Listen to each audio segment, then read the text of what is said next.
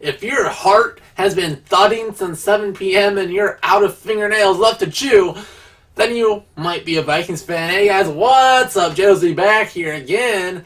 It's like I never left. And we're going to talk about this prime time on the road win against a winning team.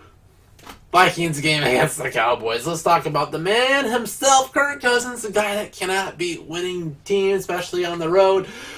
Especially because his name is Kirk Cousins. Kirk Cousins, 23 completion, 32 attempts, 220 yards, 2 touchdowns, and no interceptions on the day. This aren't gaudy numbers. This man didn't have his best stuff. This isn't player of the month, offensive player of the month, Kirk Cousins, that we saw in October. This is a guy that didn't have his best command. This is kind of like a starting pitcher that can't find the corners and you hit around a little bit, but getting guys out and gets a quality start out of it. This is Kirk Cousins in this game, and we saw a couple of example throws on his touchdown pass to Rudolph. This man, first and foremost, takes an off-schedule throws on the run, and this is a play where Kirk Cousins before might have just taken a sack, or he'll throw it out of bounds, but he gave this man a chance. Yeah, it was kind of a shot duck and falling kind of lofting into the air, but my man Rudolph threw a hand up and caught it like it was no big deal, and he gave his man a chance. Another example on third down, later in the game, I believe second half, he throws it deep to Diggs. Yeah, it was underthrown, but man, Diggs can go back and scoop it off the turf and make a great catch to extend the drive. So, giving his receivers a chance, that's all we can ask for Kirk Cousins, even when he doesn't have his best stuff. He's not the most accurate today in this game, but he made enough plays to keep drives alive, and most importantly, no turnovers. This man has a history of being a turnover machine, no interceptions, and no fumbles. So, as far as the Vikings are concerned, this man played as well as you wanted against a very good defense that had very good pass rushers, and he played a lot of this game without his starting right guard, Klein, who had a concussion, and then Brian O'Neill was out for like 2 plays.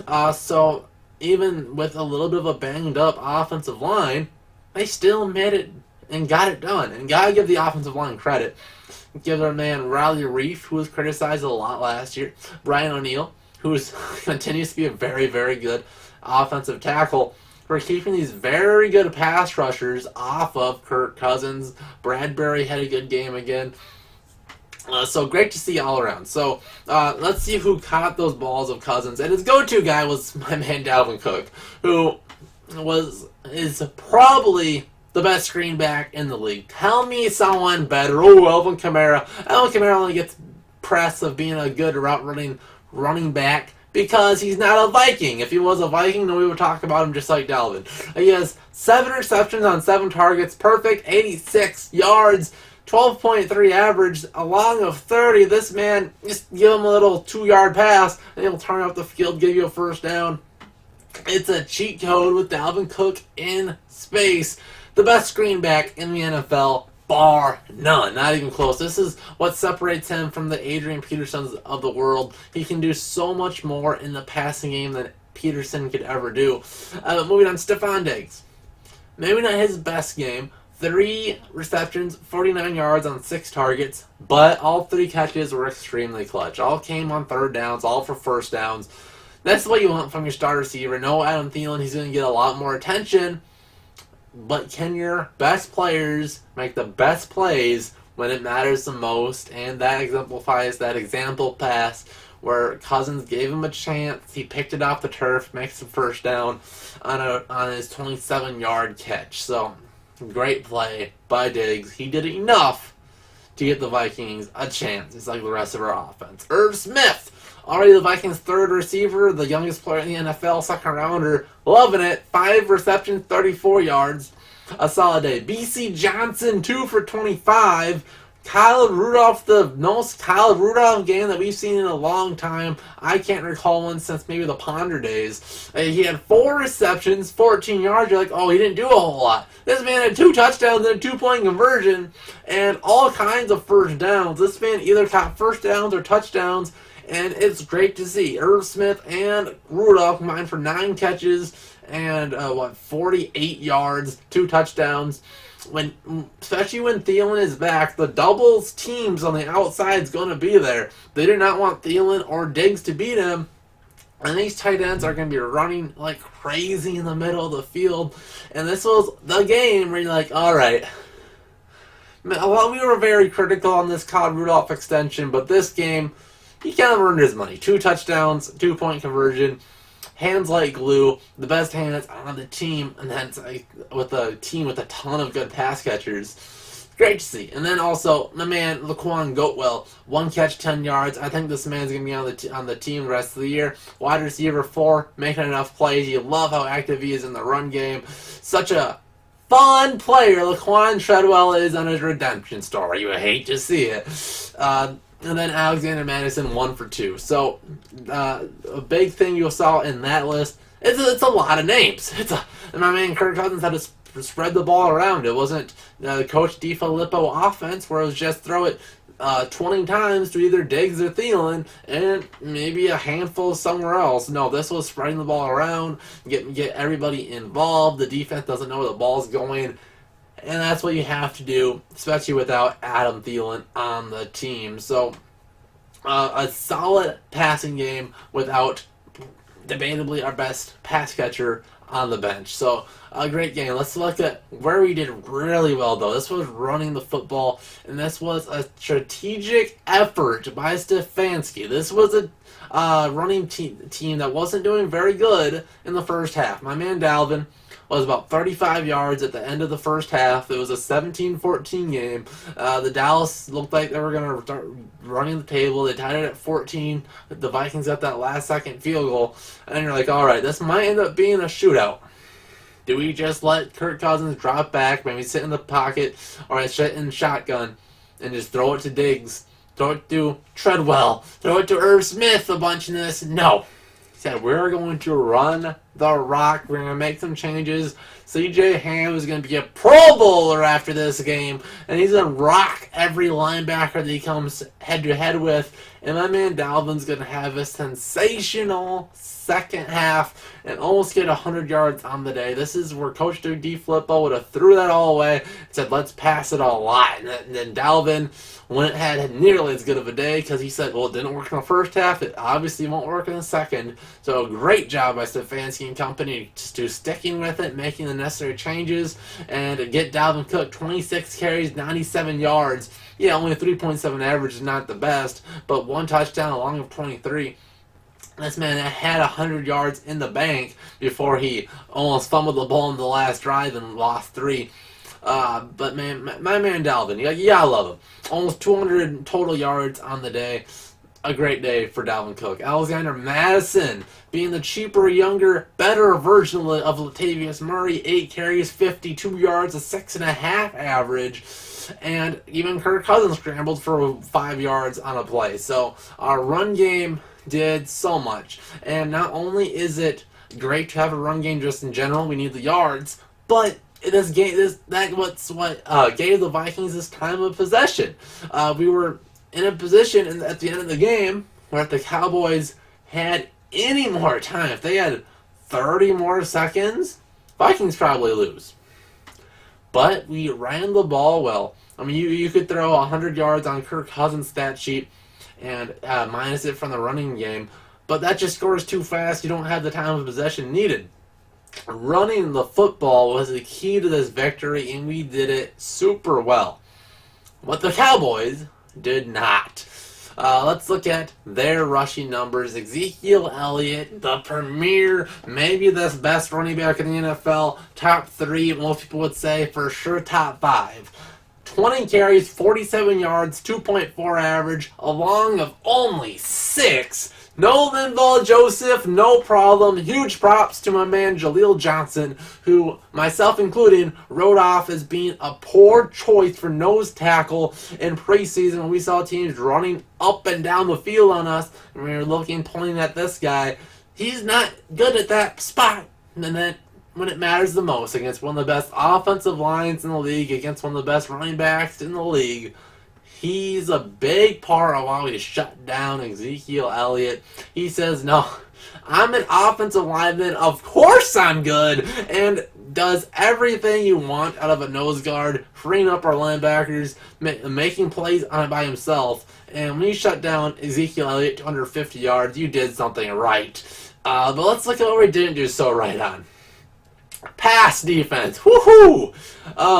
28 completions for Dak Prescott on 46 attempts, 397 yards, 8.6 average, 3 touchdowns, 1 garbage time interception on the Hail Mary on the last play of the game. Whew, we got torched in this game. So what do we want to point fingers to? What do we want to point fingers to? First, and most people are going to say, man, these DBs are horrible. Mike Zimmer can't coach DBs to save his life.